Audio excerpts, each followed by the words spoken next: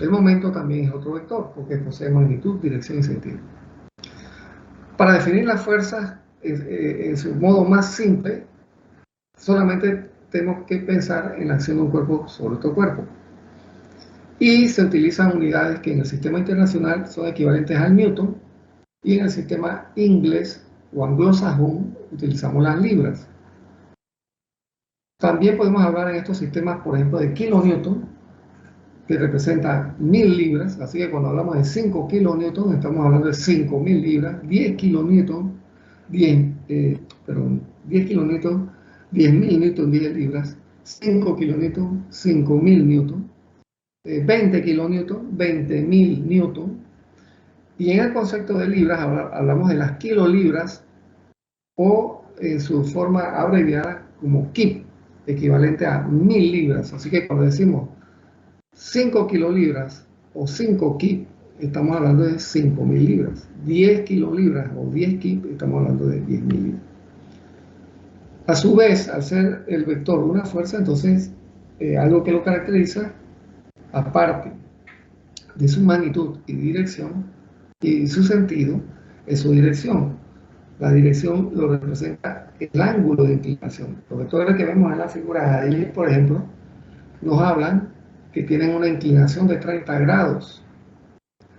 Ambos, a pesar de que uno va hacia la derecha y hacia arriba y el otro va hacia la izquierda y hacia abajo, ambos vectores tienen la misma dirección, que es equivalente a 30 grados o igual a 30 grados.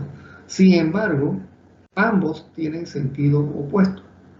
Tienen la misma dirección, porque el ángulo de inclinación con respecto a un eje horizontal es igual a 30 grados en este caso en particular, pero sus sentidos opuestos se dirigen en sentidos contrarios. No interesa, en este caso particular, no interesa con respecto a qué eje se representa la dirección o la inclinación.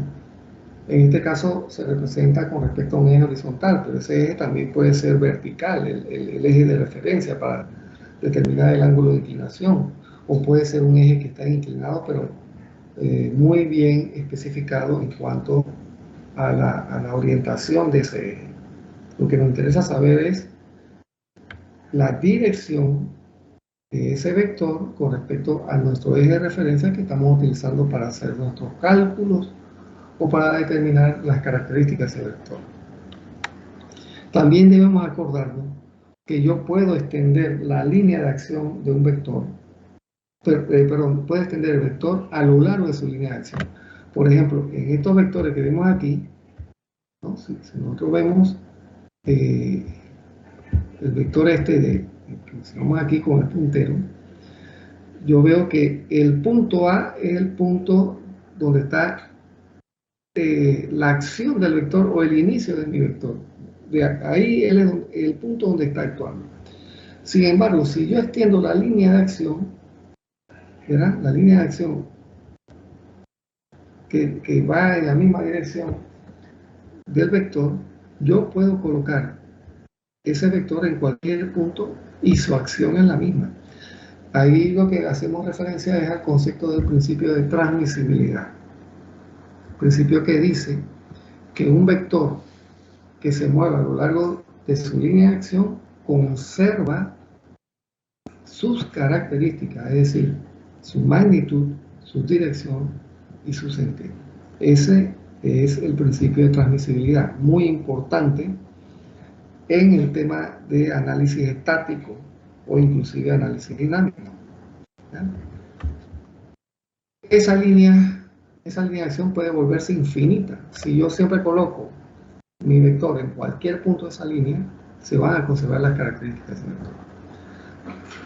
Un método para sumar vectores, entonces, es la ley del paralelogramo. ¿Ya? Y observen en las figuras que están a la derecha, por ejemplo, tengo dos vectores, inclusive el vector Q que aparece ahí no está horizontal, está un poquito inclinado. Obviamente que el vector P sí lo está. Pero yo quiero sumar esos dos vectores. El hecho de sumarlo lo que implica es que deseo obtener un vector que reemplace a ambos vectores. El vector que reemplaza a ambos vectores es conocido como el vector resultante. Uno de los métodos que se utilizan para encontrar la suma de dos vectores, ¿verdad? Con otras palabras, encontrar el resultante de dos vectores conocidos es la ley del paralelogramo. Entonces, nosotros lo que terminamos haciendo, si observamos la figura, esta que está aquí abajo, es que extendemos las líneas paralelas a los vectores correspondientes en la punta, usando la punta de cada uno de los vectores. Por ejemplo, cuando tracé la línea esta línea parte de la punta del vector P y la propia línea es paralela al vector Q. Posteriormente utilizo la punta del vector Q y trazo una línea paralela que entonces va a ser paralela al vector P porque es opuesta. Cuando ambas líneas que se han trazado se intersectan, entonces ese es mi punto que identifica entonces la conformación del paralelogramo. Para obtener mi resultante, lo que hacemos ahora es trazar una diagonal del punto donde parten los dos vectores al nuevo punto que se ha obtenido por la extensión de las líneas anteriormente trazadas. Ese vector que aquí identificamos con la letra R va a representar la suma de los dos vectores, en este caso P y Q, lo que a su vez nos representa a nosotros la resultante de los dos vectores. Este método lo podemos hacer también de forma gráfica. De forma gráfica nos pide inicialmente establecer una escala y una escala que bien desarrollada de tal forma que yo pueda posteriormente tomar las medidas del vector resultante y llevarlo al valor o a las unidades con las cuales estoy trabajando. Hacer una buena escala me permite que yo trace los vectores de manera cómoda. Si yo hago una escala demasiado pequeña, los trazos de las líneas que voy a realizar son pequeñas y de momento me va a ser un problema obtener los valores finales. Una escala muy grande, ¿verdad? Como por ejemplo decir que 1 centímetro, si tengo 10 newton, o vamos a decir, tengo 20 newton, y digo que 20 newton son equivalentes a 20 centímetros, lo que estoy diciendo en forma general es que 1 newton es 1 centímetro, entonces significa que tengo que trazar un vector de 20 centímetros para identificar los 20 newton. Y si estoy trabajando en una hoja de 8,5 por 11, ya voy a tener problemas. Entonces, debo adecuar mi escala también al área de trabajo, que generalmente es una hoja de 8,5 por 11, puede ser más extensa, pero debo tener cuidado en ese aspecto. Entonces, debe ser muy coherente la escala para que me permita trazar y obtener los resultados sin mucha dificultad y a la vez adaptar esos vectores a mi espacio de trabajo o a mi hoja de trabajo. Entonces, esa es la ley del paralelogramo. Aquí observamos en esta figura cómo se obtiene la suma de los dos vectores, pero recuerden, si el método es gráfico, yo debo establecer primeramente una escala. Lo otro, y es muy importante, la ley del paralelogramo cumple con la ley conmutativa, ¿sí? Cumple con la ley conmutativa. Es decir, que yo puedo sumar P más Q de forma gráfica o de forma analítica y debe darme el mismo valor que si sumo Q más P.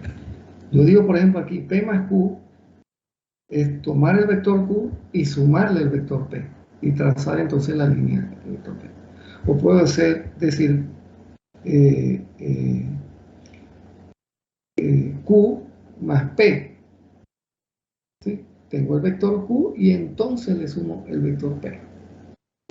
Y el resultado me va a generar el mismo paralelogramo, por lo que la respuesta final va a ser la misma.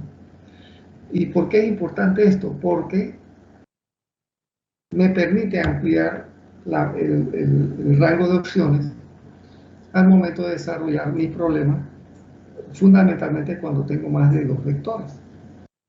Para trabajar de manera más cómoda donde yo decida, o también decir que no debo preocuparme si en un momento dado yo sumo el vector P al vector Q, o si sumo el vector Q al vector P.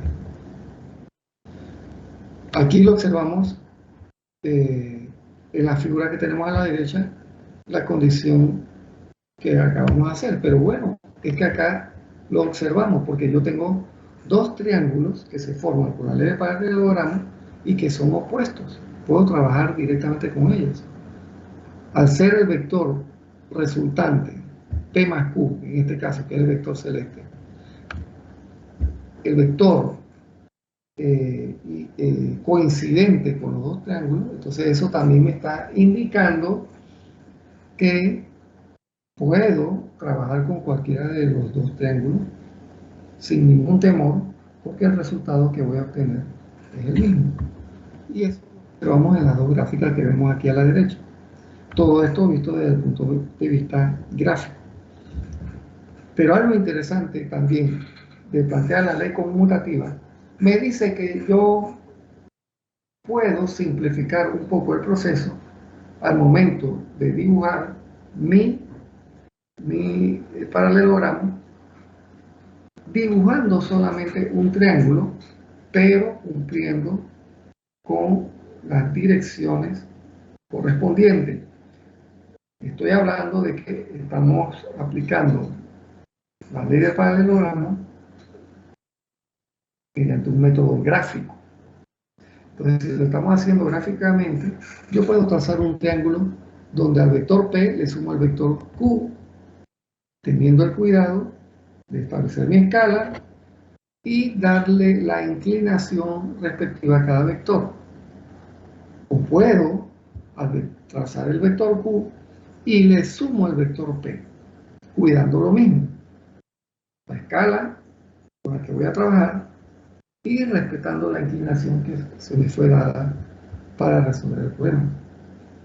Si estoy haciendo mi ejercicio aplicando el método gráfico, perdón, el método analítico, donde no es necesario que yo tenga una escala, pero es muy buena idea y muy buen procedimiento establecer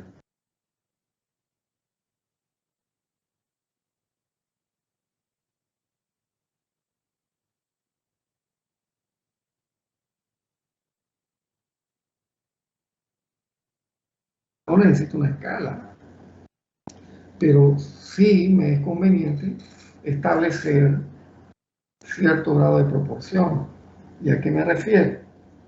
Si yo voy a sumar dos vectores, por ejemplo, que P valga 10 newtons y Q valga 5 newtons, al momento de dibujarlo a mano alzada, es más conveniente que mi vector P, al ser de 10 newtons, yo lo dibuje un poco más largo que el vector Q, porque eso me da una idea de más o menos lo que va a ocurrir. Si P vale 10 y Q vale 5, significa que Q es la mitad de P. Entonces yo a mano alzada trato de dibujar eso de manera proporcional. Voy a poner los dos vectores. No es buena idea poner los dos vectores, aunque sea de forma gráfica, ponerlos del mismo largo, porque si bien lo estoy haciendo de manera analítica y no va a representar al momento de hacer mis cálculos ningún error, o no debe llevarme a ningún error, el hecho de tener esos dos vectores iguales también me crea una falsa imagen eh, de cuál puede ser la inclinación final de mi resultante, porque tengo dos vectores idénticos en magnitud, cuando el problema me dice que uno de ellos tiene una magnitud distinta al otro. Entonces, yo lo que hago, y aquí se ve en esta gráfica, ¿no? Aquí yo puedo observar en este triángulo, el superior y el inferior, yo puedo observar, por ejemplo, que el vector P se ha dibujado más largo que Q. En ambos triángulos ocurre lo mismo. P más Q sí me da lo mismo, pero lo que yo intuyo inmediatamente es, sin que haya un valor dado al dibujar estos triángulos, lo que me está diciendo es que P, al dibujarlo de esa forma, tiene una magnitud mayor que el vector Q.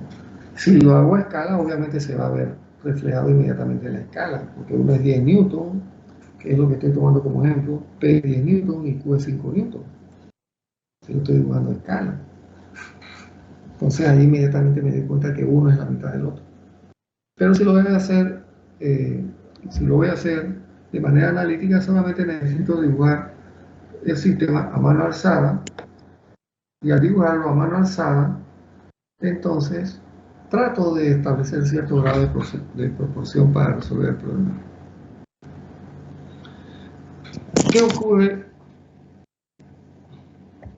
Por favor, apaguen el micrófono. ¿Qué ocurre en este ejemplo que está aquí? Si ustedes observan, aquí tengo la suma de tres vectores. El vector P más el vector Q más el vector S. Hay un micrófono abierto, por favor, ciérrenlo.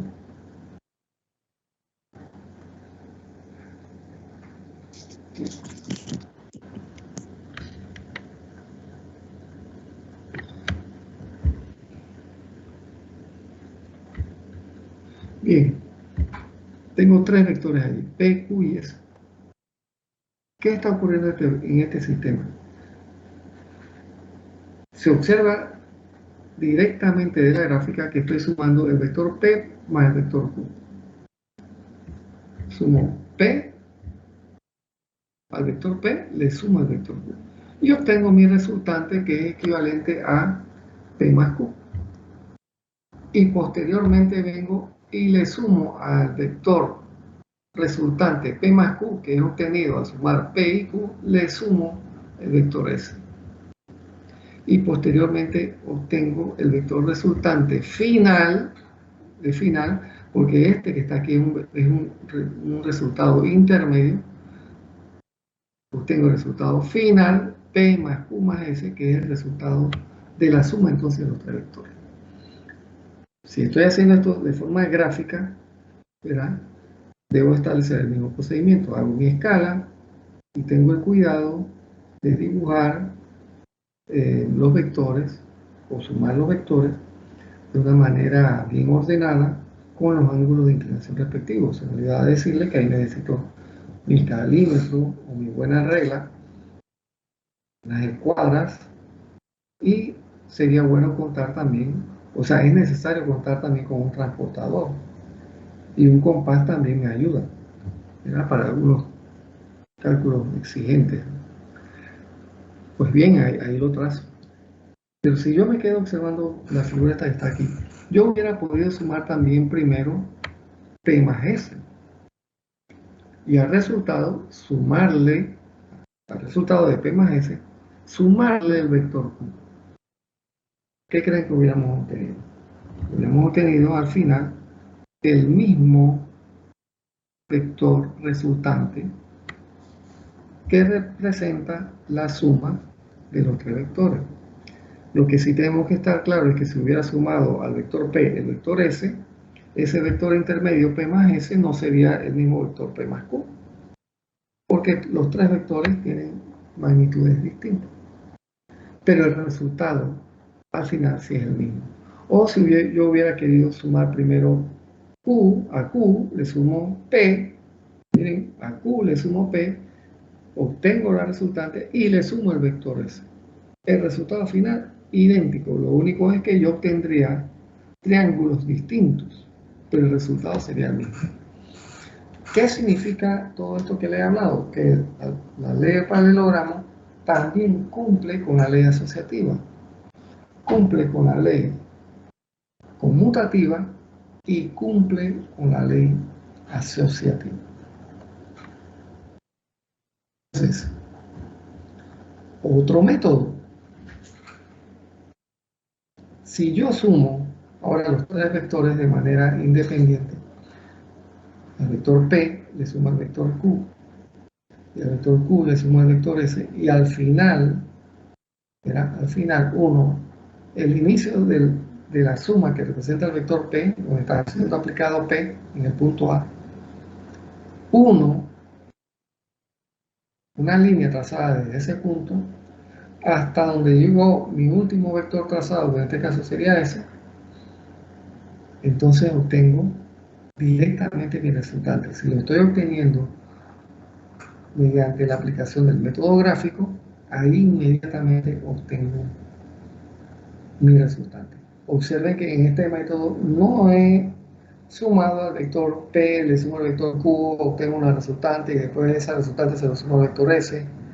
O a Q le sumo P y el resultado de esos dos vectores, a esas resultantes primarias le sumo entonces S. O al vector S le sumo Q, obtengo una resultante y a esa resultante le sumo al vector P y obtengo lo mismo. No, no es lo que estamos hablando ahora. Ahora lo que estoy hablando es que estoy sumando los tres vectores de una sola vez. El vector P le sumo al vector Q y al vector Q le sumo al vector S. Y puedo hacerlo contrario también. Al vector Q le sumo al vector P y al vector P al vector S. O al vector Q le sumo al vector S y al vector S le sumo al vector P. Lo cierto es que voy a obtener el mismo resultado. Lo único que este método que estamos aplicando ahora se conoce como la regla del polígono. La regla del polígono. Y es muy útil cuando usamos el método gráfico.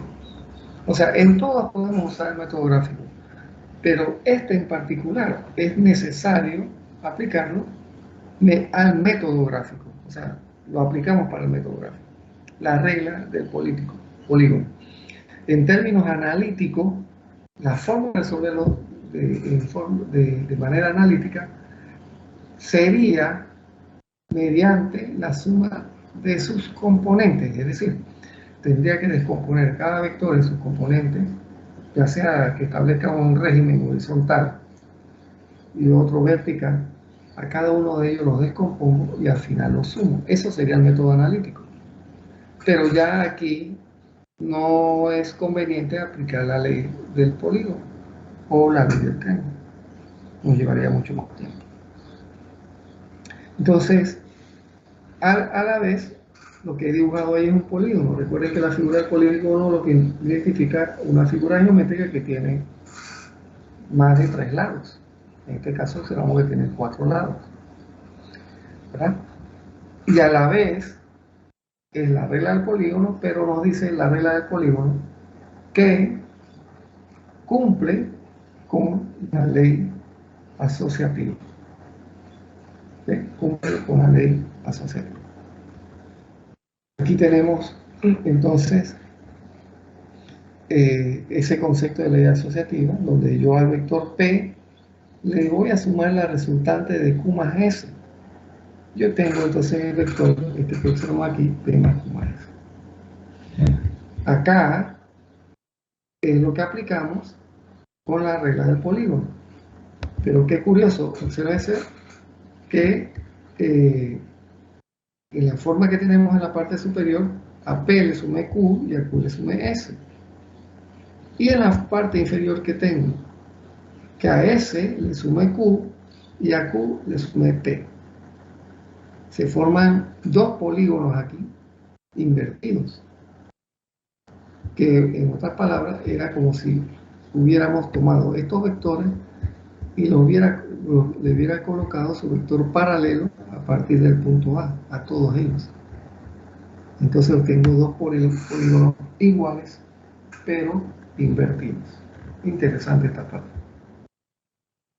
Ahora bien, acá tenemos el tema de la resultante de varias fuerzas concurrentes. Ese es otro criterio. ¿Qué son fuerzas concurrentes? Son fuerzas que están actuando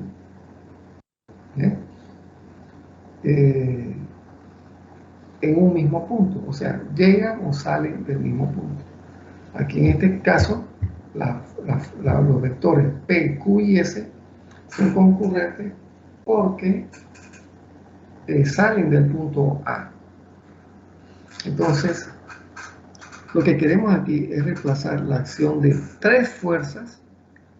Recuerden que en la ley de paralelogramo sumamos dos, pero aquí tenemos tres fuerzas. Entonces, tomamos como referencia, si fuera de manera gráfica, el vector P. Aquí nos dice claramente que al vector P le sumamos el vector Q y al vector Q le sumamos S. Y la resultante, ¿cuál va a ser? La resultante va a representar el vector que trazamos desde el punto de concurrencia, ¿verdad? Es decir, donde inicia mi primer vector, que en este caso sería el vector P, hasta la cabeza del último vector trazado, que en este caso sería S. Y entonces trazamos, ¿verdad?, este vector del punto A a la punta de la flecha del vector S, que fue el último que trazamos. Ese vector R representa entonces mi vector resultante, que es en este caso un polígono. Ahí tenemos un polígono trazado. Interesante es mencionar el hecho de que qué tal si el vector S, la punta del vector S, hubiera coincidido en A. Si la punta del vector S hubiera coincidido en A, significa que no puedo trazar un vector del punto de inicio al final porque sería igual a 0, o sea, no lo puedo trazar. Eso lo que me está indicando es que ya no habría un polígono, en este caso que es de 4 lados, sino que sería un polígono solamente de 3 lados. El triángulo se cerró. Y entonces cuando eso ocurre, le llamamos a la suma esta un problema estático, porque si yo no tengo resultantes, jóvenes, si yo no tengo resultantes, es porque hay un equilibrio entre la suma de todos los vectores. Se anulan entre sí cuando no hay resultante. Cuando hay resultante, entonces lo que me está diciendo es que el movimiento del cuerpo, ¿verdad?, se va a dar, o es potable o es probable que se dé el movimiento del cuerpo, porque ya existe una fuerza que quedó de la suma, así que no podemos hablar entonces de que ese cuerpo vaya a permanecer siempre en reposo, porque siempre queda la acción, ¿verdad?, la acción de una fuerza que en este caso es la resultante. En otras palabras, o mejor dicho, para resumir, si yo tengo la suma de vectores donde mi último vector, y eso lo vemos en forma gráfica, en forma gráfica se ve hecho para el método gráfico con escala y todo lo demás. Si yo veo que mi último vector, la punta de ese último vector, coincide con el punto donde inicia el primer vector en mi trazado del polígono, entonces estamos hablando de lo que se conoce como un triángulo de fuerza, que lo que me indica es que hay una condición estática porque no hay resultante. Otra condición la observamos aquí, donde tenemos la suma de dos fuerzas P y Q. Y en este caso es muy simple el asunto y sería dos casos a tratar. Aquí estoy aplicando la ley del triángulo. Conocemos la componente P y digamos que en este caso particular yo conozco P, el valor de P, pero no conozco el valor de Q, y lo que estamos buscando es cuál sería el valor de Q si yo conozco el valor de la resultante.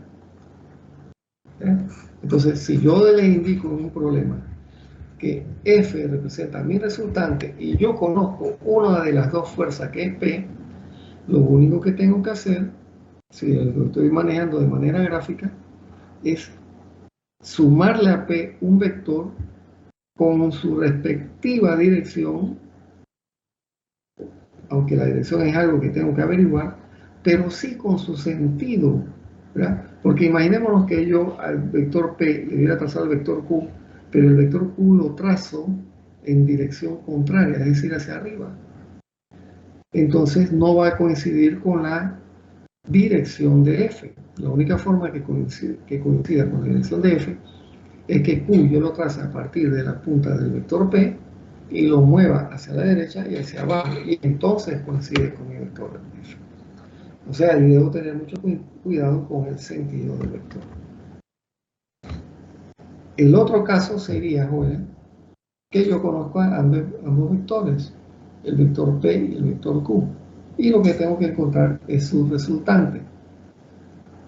Tengo un vector P que va a lo largo de esta línea, que estoy indicando, y tengo un vector Q que va a lo largo de esta otra línea. Ambos son vectores concurrentes porque coinciden en el punto A. Entonces yo lo que quiero en este caso es obtener el vector resultante. Lo que hago es trazar paralelas a cada uno de los vectores indicados y uno el punto de coincidencia de ambos vectores con el otro punto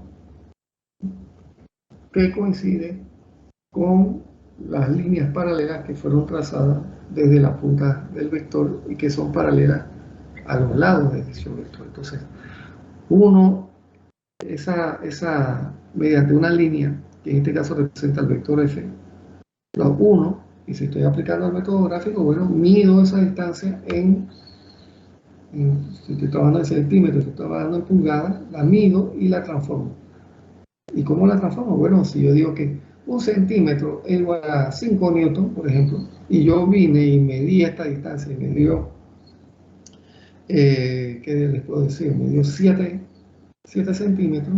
Entonces, si un centímetro es 7, si un centímetro es 5 newton, y yo medí 7 centímetros, entonces lo que tengo son 35 newton. ¿Ya? 35 newton. Entonces, ¿cómo podemos resolver este problema aparte de la ley del paralelogramo? O decir, mejor dicho, ¿cómo resolver este problema apartándome del método gráfico? Es decir, yendo a un método analítico. Para eso podemos utilizar dos leyes. Una de ellas es la ley del seno y la otra es la ley del coseno. ¿Qué diferencia hay entre resolver un problema mediante la ley del seno, de forma gráfica y de forma analítica? Bueno, de forma gráfica es probable que el resultado nos dé algunos errores. ¿Errores por qué? Bueno, al momento de trazar, la escala no debe ser el problema, pero al momento de trazar los vectores puede ser que yo no haya colocado la dirección correcta, me haya equivocado por unas milésimas de grado, o por un grado que es peor, o 2 grados, mucho peor, o más. No hice un buen trazado y en vez de colocar 10 centímetros exactos, puse 10.1 o 10.2. Imagínense que ese error se repita en los otros trazados. Y cuando voy a medir no leo correctamente, o porque cometí errores, la distancia que medí puede que sea exacta, pero como los vectores que tracé no los he trazado con precisión, todos esos son errores que se van sumando y al final la respuesta tiene un error. El método analítico, por otro lado, sí me lleva a la precisión, porque voy a trabajar directamente con números, con funciones trigonométricas. Que si yo he hecho un diagrama de cuerpo libre bien trazado y he utilizado los ángulos y las magnitudes y las direcciones y los sentidos correctamente, entonces debo tener un resultado exacto. El método gráfico está inducido al error, dado que hay errores que puedo cometer al momento de construir mi gráfica o al hacer las lecturas. La ley del seno, entonces, es una relación entre lados y ángulos. Aquí tengo este triángulo que está aquí, y tengo los ángulos alfa, beta y gamma. Y tengo los lados A, B, C. Aquí estamos hablando solamente de lados. Si fueran fuerzas, yo tendría que indicarla mediante la letra mayúscula F, y para diferenciarla de las otras podría llamarle FA, la A en mayúscula, FB o FC. Pero aquí estamos hablando de distancias. Por eso siempre les he mencionado que yo no puedo estar hablando de un vector fuerza dándole una letra minúscula. Eso se hace para longitudes, no para representar un vector fuerza. Bueno, utilizamos la letra F. Entonces, ¿qué relación se establece en la ley del coseno, del seno? Relaciones entre lados y ángulos. Por ejemplo, el lado este A es al seno de alfa, como el lado B es al seno de beta, como el lado C es al seno de gamma. Todas estas relaciones se crean del lado al seno del ángulo, son iguales. Así que si yo de momento conozco A y conozco alfa y conozco beta, yo puedo saber C. O si conozco A y conozco alfa y conozco el seno de gamma, puedo saber C. O si conozco C, el seno de gamma, y conozco el seno de beta, puedo saber B. Como también puedo establecer relaciones de ángulo al lado. Observen que acá está invertido, pero debo respetar la secuencia. Si voy de ángulo al lado, entonces todos van de ángulo al lado. Y después reemplazo y despejo la variable que me hace falta. Por otro lado, tenemos, le llamamos ley del coseno, pero también se le da el nombre de teorema de coseno, donde esa ley nos dice que si tenemos un triángulo donde tenemos los ángulos internos definidos, por ejemplo, como alfa, beta y gamma, y conozco los lados que pueden estar definidos como A y B, C, o sea, en la figura del triángulo, yo puedo encontrar el valor de C con respecto a un ángulo, por ejemplo gamma, estableciendo la relación, siendo C la distancia subtendida por el ángulo, como la suma al cuadrado de los ángulos que subtienden a ese ángulo, en este caso sería A y B, ¿no? Ambos al cuadrado, menos 2 veces la multiplicación de ambos lados, multiplicado por el ángulo que subtiende a la distancia C. Entonces me queda esta relación que está aquí. Pensemos que yo quería obtener el lado A. Entonces el lado A sería, si yo quiero establecer la relación y pensemos que el ángulo es este y vamos a llamarlo alfa, este está aquí. Entonces, ¿cómo sería mi relación? Yo diría A al cuadrado sería igual a C al cuadrado más B al cuadrado, porque subtiende aquí el ángulo alfa, menos 2 veces C por B, multiplicado por el coseno de este ángulo alfa que está aquí.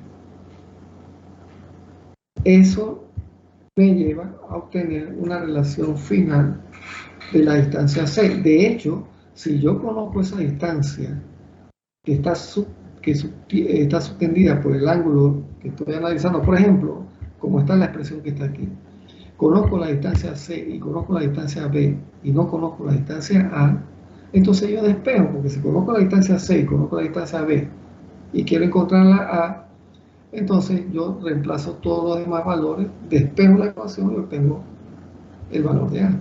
O por ejemplo, conozco las distancias C, A y B y no conozco el ángulo alfa, gamma, perdón, reemplazo los valores correspondientes y la única incógnita que voy a tener es el coseno de gamma.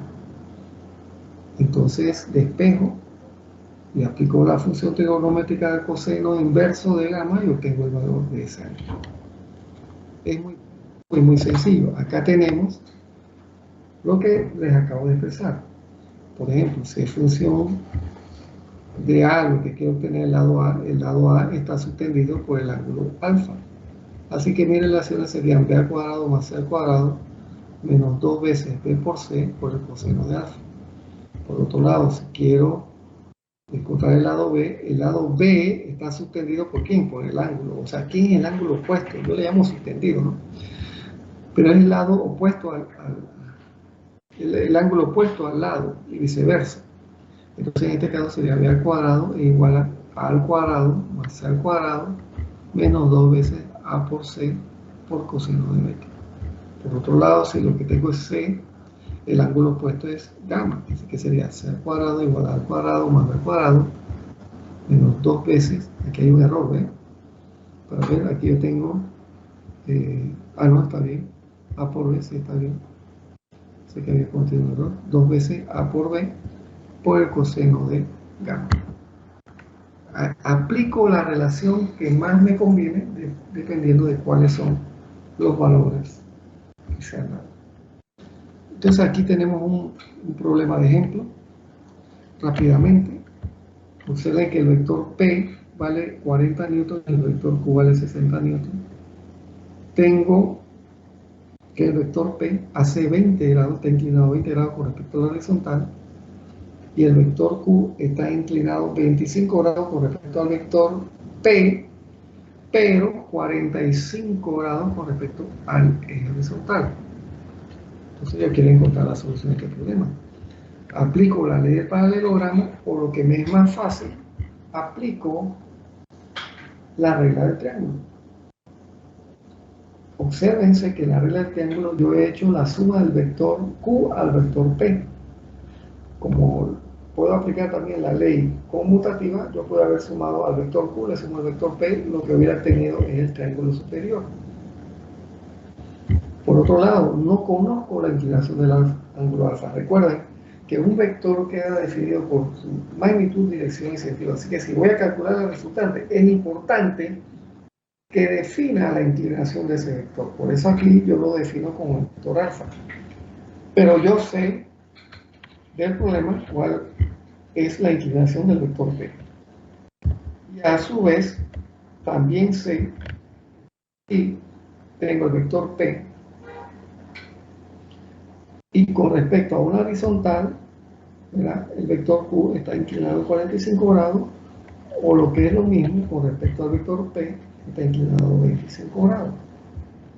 Aquí extendido esta línea, extendido la línea de acción de P, y marco 25 grados, que sería este valor que está aquí. O simplemente Q trazo una línea horizontal y trazo los 45 grados. Bien, ya tengo. Entonces observo en ese vector, en este triángulo, coloco los valores de P, los valores de Q. Miren, aquí están los 25 grados que les mencionaba anteriormente. Extiendo la línea de acción de P y marco los 25 grados. Y para resolver este problema, por ejemplo, voy a utilizar la ley del teorema del coseno, la ley del coseno, pero necesito este ángulo. Entonces, ¿cómo sabemos el valor de este ángulo? Yo sé que si aquí habían 25 grados y este es un ángulo llano, es decir, 180 grados, si este es 25 grados, este tiene que ser, por fuerza, 155 grados para formar un ángulo de 180 grados. Así que ya tengo el ángulo este, ¿verdad? Por deducción, conociendo las características de los ángulos, ¿verdad? Entonces ya tengo este lado, conozco este ángulo, conozco este lado y conozco este lado. Así que puedo aplicar la ley del coseno, por la regla del coseno, para encontrar la magnitud de mi resultado. Muy sencillo. También pude haber aplicado este concepto. Yo sé que aquí había 25 grados y aquí 20 grados. Tengo mi paralelogramo.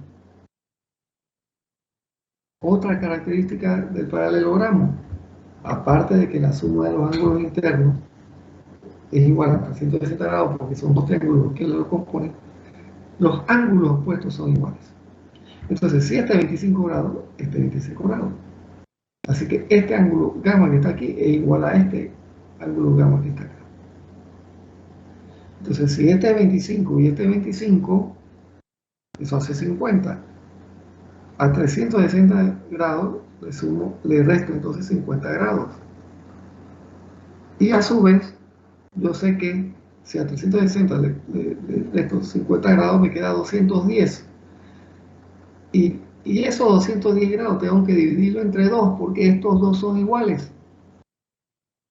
Así que 310, ¿no? 360 menos 50 es 310. 310 entre 2 sería 155 grados. Esa es la otra forma de obtener su valor.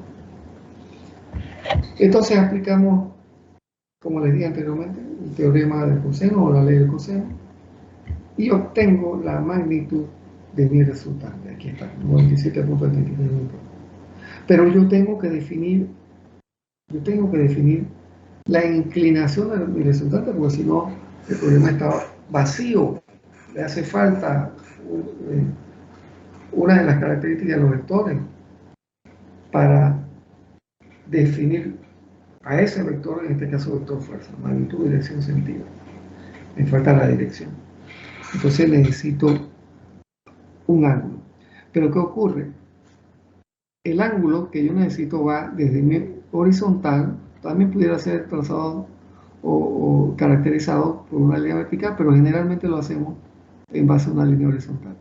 Yo conozco el ángulo que subtiende a P o que está inclinado a P, pero me falta este pequeño ángulo que yo aquí llamo teta. Este lo conozco porque es 155, pero yo no conozco teta, tampoco conozco ρ. Pero si conozco los lados, ya todos los lados, y conozco este ángulo, puedo saber teta o puedo saber ρ.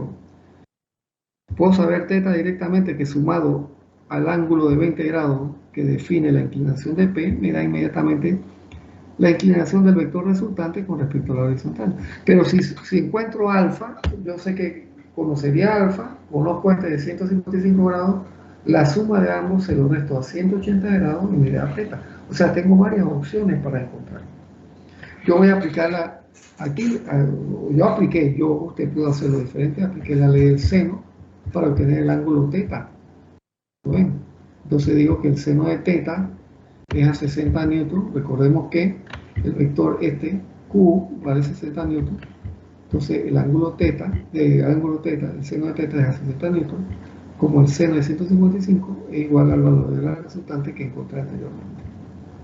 Despejo los valores y tengo este valor que está aquí. Aquí yo obtendría, cuando resuelvo esto, 60 por el seno de 155 grados, 97.33, eso me daría el valor de la función seno. Si aplico el seno inverso, que es decir, despejar el ángulo, voy a apuntar el valor directamente de teta, que sumado a los 20 grados me define la inclinación de la resultante con respecto a la horizontal, porque el teta me indica la inclinación de la resultante con respecto a P, pero yo necesito utilizar o obtener la inclinación con respecto a mis ejes de referencia, que generalmente son horizontales o verticales. Generalmente utilizo esos ejes de referencia. Así que aquí aplico mis relaciones respectivas y me da que todo ese ángulo, ¿verdad? Me da, aquí tuvimos 15.04, si a 15.04 le sumo a 20 grados, que es la inclinación de P, entonces me da 35.04. Observen cómo indico la respuesta. Mi resultante, ¿verdad?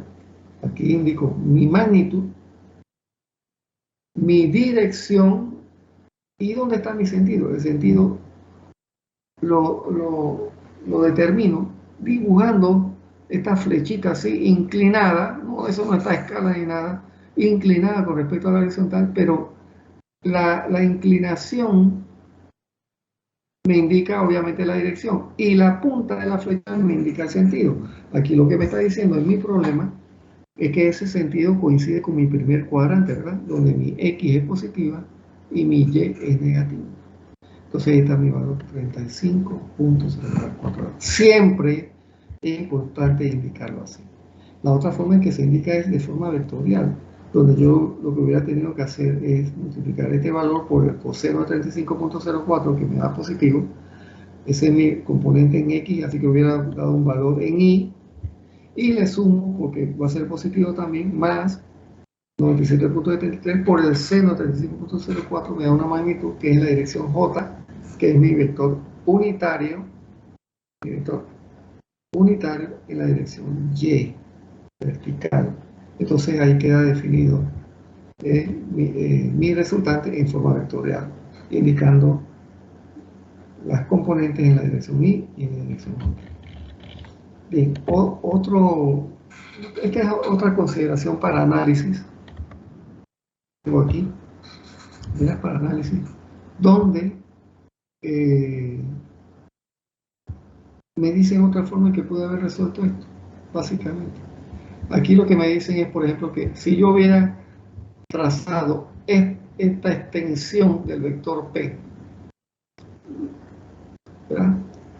Y este ángulo de 25 grados me lo da el problema porque es la inclinación del vector Q con respecto al vector P, y extiendo todo esto y armo todo esto. Observen que se me forma un triángulo rectángulo que está inclinado, con mi hipotenusa, que sería la distancia que hay de A a C, y a la vez receta el resultante. Tengo este cateto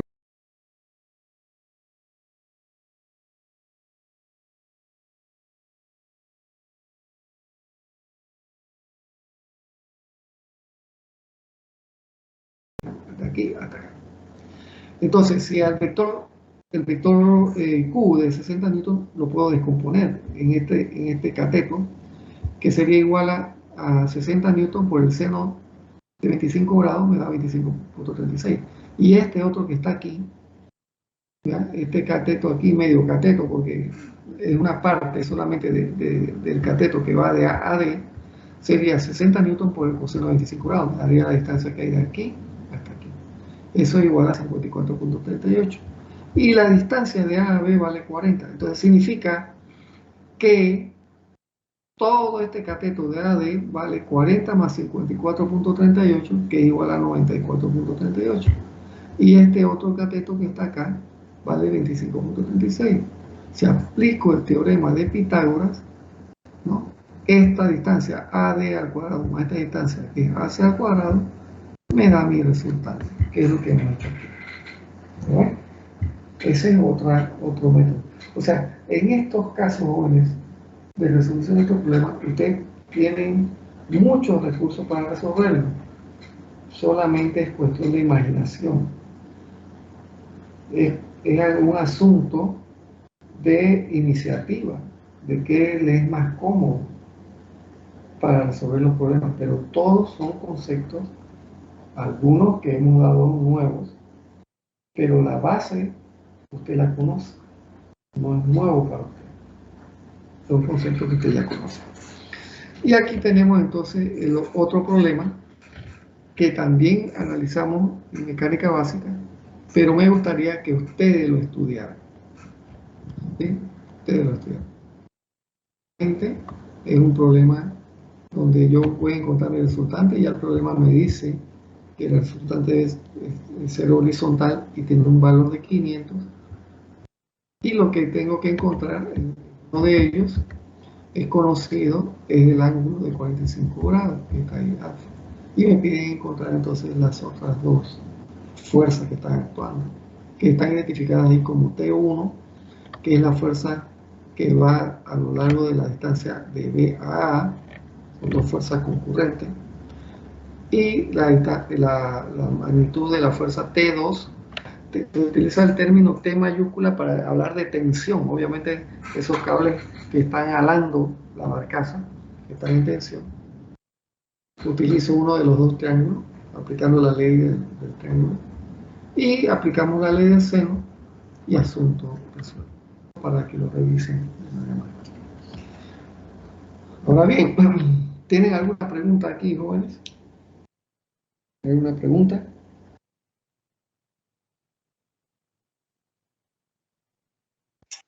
No, profe. Al momento no, profesor. Perfecto, bien. Entonces lo que vamos a hacer es lo siguiente. Yo voy a hacer todo lo posible porque en el día de hoy ya la plataforma virtual esté activa para ustedes. Le invito para que se inscriban, se automatriculen a la plataforma virtual. voy a agregar el contenido, voy a agregar esta presentación, para que la tengan allí. Y voy a preparar una tarea para la ley del paralelogramo, con 3, 4 o 5 problemas, para que Profe, una practiquen. pregunta. Sí, dígame. ¿El correo de matriculación lo va a enviar ahora o...? Les mencioné que voy a hacer todo lo posible por hacérselo llegar en el día de hoy. Ah, ok. Lo más probable es que llegue bastante tarde en la noche o quizás en la madrugada ya. No sé. Pero voy a hacer todo lo posible porque estoy bastante atrasado con estas cosas. Entonces, en esa ustedes van a tener la presentación esta y van a su vez ver el contenido del curso y a la vez voy a preparar una tarea que no sé si logro activar la plataforma virtual, ya es algo grande. En el momento del día de mañana o más tarde del domingo, pues tenemos tiempo. Les preparo una tarea, una práctica para que apliquen todos estos conceptos y ya estén más claros. Si tenemos alguna duda, entonces el día jueves, la próxima semana, la aclaramos con las preguntas que tengan que hacer y ahí seguimos avanzando, básicamente. Pero yo sé que existen ya problemas con la ley del paralelogramo en base al curso de mecánica básica, pero es bueno ver otros con otras características que nos lleven a otros resultados y nos pongan a analizar un poco más la aplicación de estos conceptos. Así que bueno, jóvenes, eso es lo que teníamos para el día de hoy. Por favor, repasen todo esto y nos vemos el próximo jueves. Hasta el jueves, profe. Nos vemos entonces. Hasta el próximo jueves, profesor. Hasta pronto. Nos vemos, Chao, profe. profe.